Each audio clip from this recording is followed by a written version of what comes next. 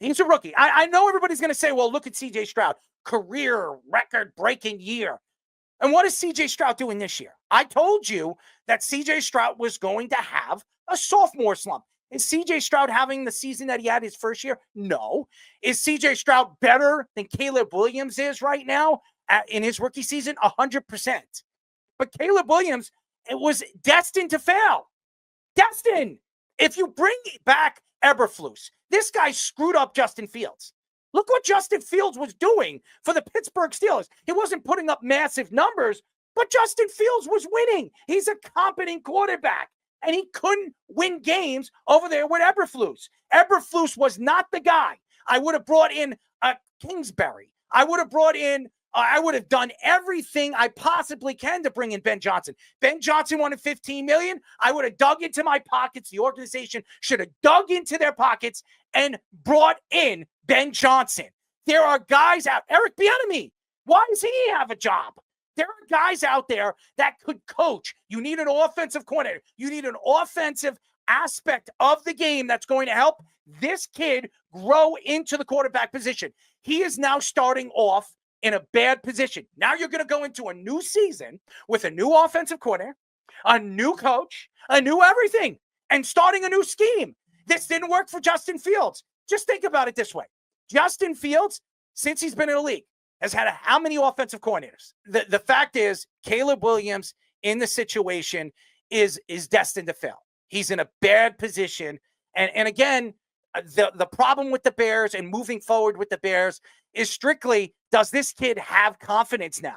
If they take him out for the rest of the season, if they decide, you know what, I'm going to bench him, I'm going to bring in a veteran guy that's going to play in front of him so he can sit and learn, that takes a quarterback down and out. We've seen this many, many times. We've seen this with quarterbacks. Zach Wilson, look what happened with Zach Wilson.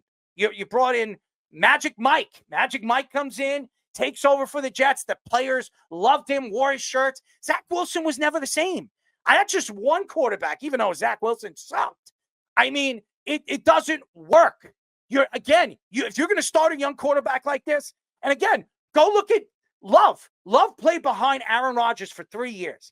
That's where you are going to learn from some of the greats. Aaron Rodgers sat behind Brett Favre for 3 years.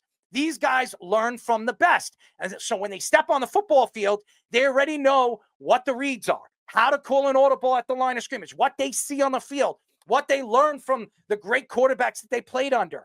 That's what Caleb Williams should have started the season as. Sit behind. Trevor Lawrence, too. Look how bad Trevor Lawrence is right now. If I was Jacksonville, when they brought him in, they drafted him, they should have had him sit and ride the bench for one season. That's what I would have done. But everybody says, well, if he's drafted that high, there's no way I'm sitting him on the bench. Really? If you wanted to succeed, you definitely have to do that. Now, C.J. Stroud is unique. He's different. Peyton Manning is unique and different. Okay? Peyton Manning was like a coach on the field. C.J. Stroud was already being prosecuted before he stepped on a football field. He had a lot to prove. And he had a good coach, a young coach that was going to give him a chance to be successful and brought in a good running game. The offensive line played very well in the first season under, good coaching staff. And again, the Texans were successful.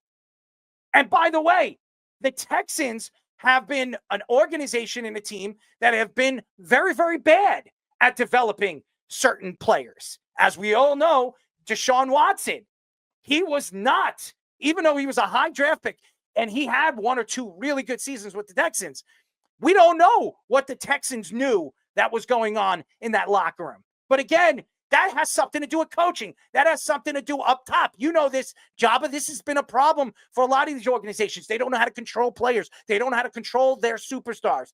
And again, going back to the whole situation with Caleb Williams, going into the NFL, he already knew he was the chosen one. Everybody thought he was the next big superstar, including yours truly.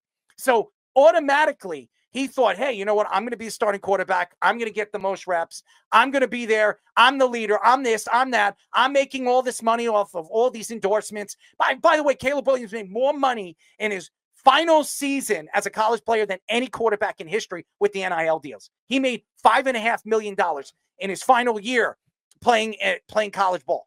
So, I mean, Caleb Williams was a millionaire before he stepped on an NFL field. That doesn't show humility. And I think right now, Caleb Williams thinks, hey, you know what? I could say whatever I want. Screw Waldron. Screw Eberflus. I'm the one. I'm the chosen one. And the organization's going to follow me. From, Waldron. And it was funny. I was just looking back at, like, the Bears and all the things that they've done. And I found an article by Courtney Cronin. This is the first time since 1970 that they've changed offensive coordinators in the middle of a season. Like, that just shows you how bad it is. And the Bears have had some rough years. I got some buddies that are lifers for Bears, and they're struggling. But it just shows you the disconnect in what it is. And to put the blame, and we've touched on this on numerous shows, is somebody's got to be the fall guy. Somebody's gonna have to wear that L, and that's just the way it is. And like you pointed out, Speedy, it's like 2 years ago, and you were in Seattle and with Geno Smith, and how come it didn't translate? Like, why did it not work? And then, obviously you got the quarterback you wanted, but then now you want to sit him. Okay, so yeah, I get you can't go out and throw the ball, but you also play an integral part on making sure to set him up to succeed. And I don't really think he did the best job of that in any way, shape, or form. And, it's obviously not all on him, but it comes down to it. There has to be somebody that's a fall guy. And we'll see how Thomas Brown does.